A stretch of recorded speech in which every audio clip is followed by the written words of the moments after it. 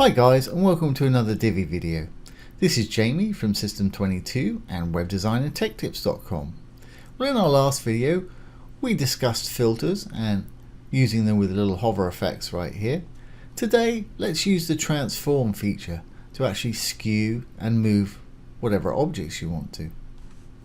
So let's enable the visual builder. And let's go into this module. And we'll go to our design and down to transform. And this is common with all modules. It's also common with rows and sections too. So what we've got here, we've got a transform, scale. This will make things bigger or smaller. If I slide the slider up, see it makes it bigger. Slide it down, it makes it smaller. And again, this can be used with great effect on hover effects. So perhaps let's go up to where it says transform in the dark legend there, hit the little arrow, which is the common to get the hover and desktop states up. For our desktop, let's make it 57%, which is a lot smaller. But when we hover on it, let's make it 100%. And you can slide the arrow up, or you can type in a value, and you can fine tune with the little arrows there. If you've got this little link highlighted, it'll do both at once. If you want to do them individually, just take that, uncheck that little link. Okay, so we've got that working. Let's go back to desktop state. Let's look at translate now. Now this, we can actually move this thing wherever we want. We can move it out of its parent category.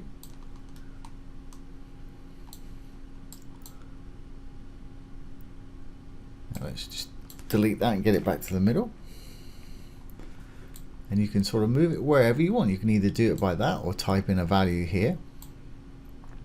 So let's have it translated to perhaps there. Or let's even have it overlapping this picture a little bit right here.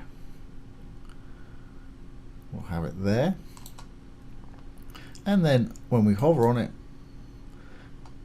we'll put it back to the middle.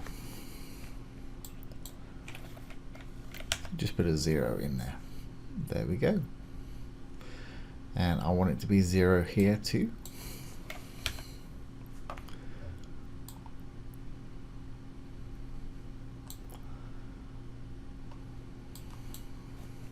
And the easiest way to reset is just delete the values. And we'll set those just to find them. There we go. We'll have it back in the middle when we hover over it. Moving on, we've got to rotate. Now you can scale it this way, you can scale it that way, and you can flip it on its side. So let's go to our desktop mode and let's just rotate it a little bit that way, rotate it a little bit this way, so it's almost falling back on itself. And let's spin it just a little bit like that. And again, when we're on hover, let's reset these all to 0.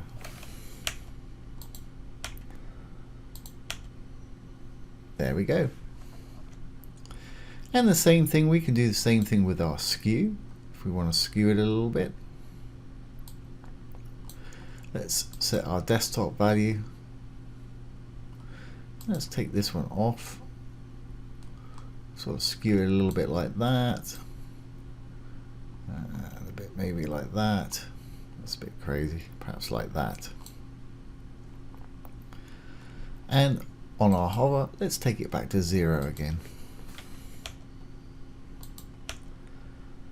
There we go. Now the transform origin, if I put it back on desktop, we can put it within the parent category here, or the column that it's actually in. We can just sort of move it around there.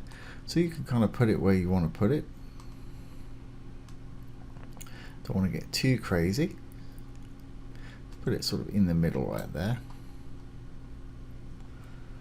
And on hover, we want to reset this. So that's fine.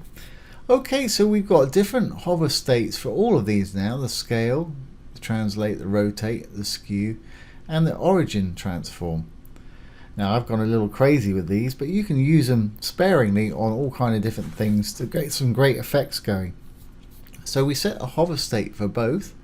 Now the time it takes to actually transition from this to this, we can set in our advanced with transitions.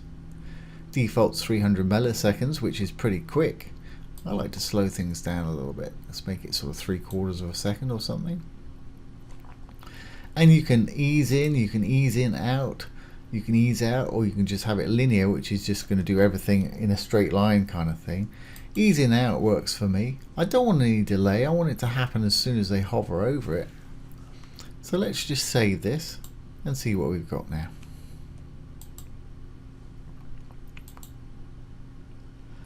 And exit the visual builder.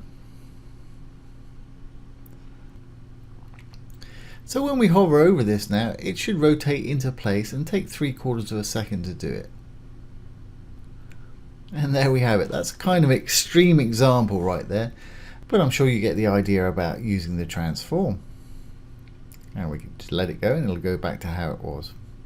So I hope you've enjoyed that and found it useful. If you have, please ring the bell, give it a thumbs up, comment, share, and subscribe to our YouTube channel.